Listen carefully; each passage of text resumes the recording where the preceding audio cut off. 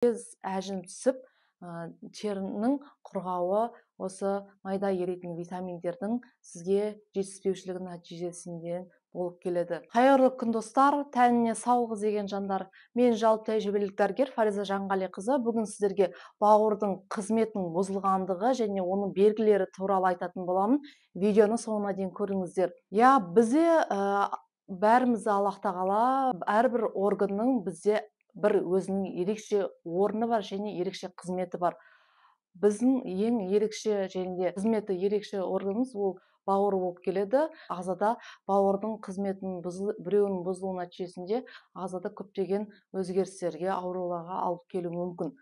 Сол себепті біз бауырдың сізде бұзылысы бар ма және оның қандай белгілері туралы айтатын боламын. Ол бірінші бауырдың қызметінің анық бұзылғанының көрінісі, яғни оның анық емес дейтін белгілері болады. Анық түріне, яғни ол өзіңіздің көзіңізбен көресіз, ол көздің сарғыштығы болуы мүмкін, және де жалпы қан анализінде ALT, AST ферменттерінің жоғарылағанын көресіз, және УЗИде бауырдағы өзгерістер бар екенін көруге болады.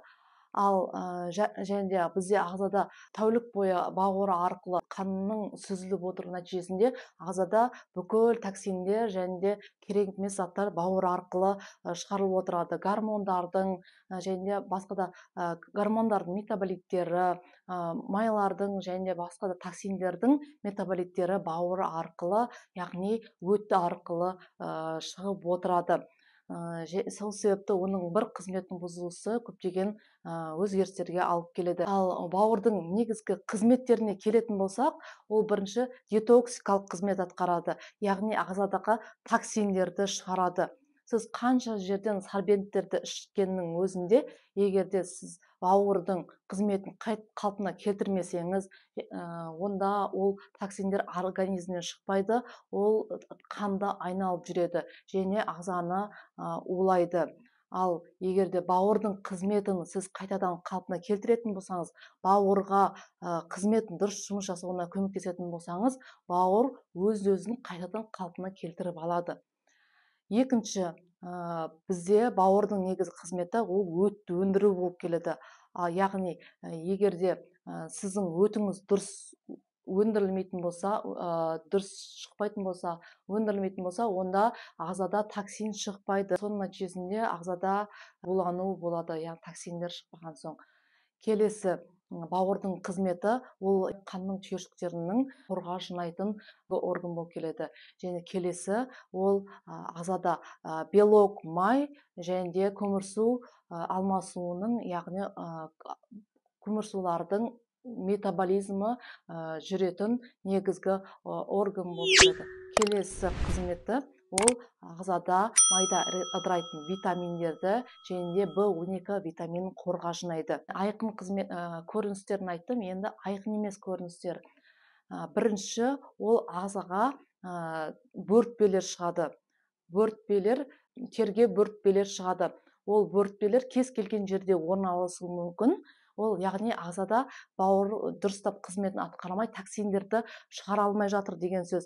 Яғни токсиндер шықпаса өт арқылы, онда бізде токсиндеріміз тері арқылы шығады. Яғни ол қандай да бір жолмен шығу керек қой токсиндер. Сол себепті тері арқылы шығады. Яғни ағзада сіздің теріңізде бір акне или қандай да бөртпе болатын болса, онда сіздің бауырыңыздың өз қызметін дұрыс атқара алмай жатыр деген сөз. Ол басқа да лимфа жүйесіне де, бүйректің қызметінен де болуы мүмкін бөртпелер, бірақ негізгі ол бауырдың қызметінің бұзылуына болып келеді. Келесі белгісі ол бетте және де қолда қоңыр пигменттер, оны немесе бауырдағы, немесе кәріліктағы деп те атайды. Сол бауырдың қызметін дұрыс атқармай жатқаны, әсіресе бауырдың биохимиялық өзгеріс жүріп жатыр деген сөз, яғни биохимиялық түрде қызметін атқара алмай жатыр. Бауырда осы қарасы ALT, AST нормада болуы мүмкін. УЗИде бауырдың ешқандай өзгерісі жоқ деп көрсетуі мүмкін, бірақ ол биохимиялық түрде бауырда бұзылыс жүріп жатыр. Келесі, бауырда майда еритін витаминдер ыдырайтындықтан бізде осы майда еритін витаминдер ыдырамағандықтан ағзада теріде құрғауы, бет, қолдың беттің терінің құрғауы және де өкшенің де құрғауы жүреді. Яғни терге тез әжім түсіп, терінің құрғауы осы майда еритін витаминдердің сізге жетіспеушілігі нәтижесінде болып келеді. Сол себепті, егер де теріңіз құрғақ болса және де тез әжім түсіп жатса, онда бауырдың қызметіне аса қатты мән беріңіз. Егер де бауыр токсиндерді шығармаса, онда сіз таңертең шаршағыш болып тұрасыз.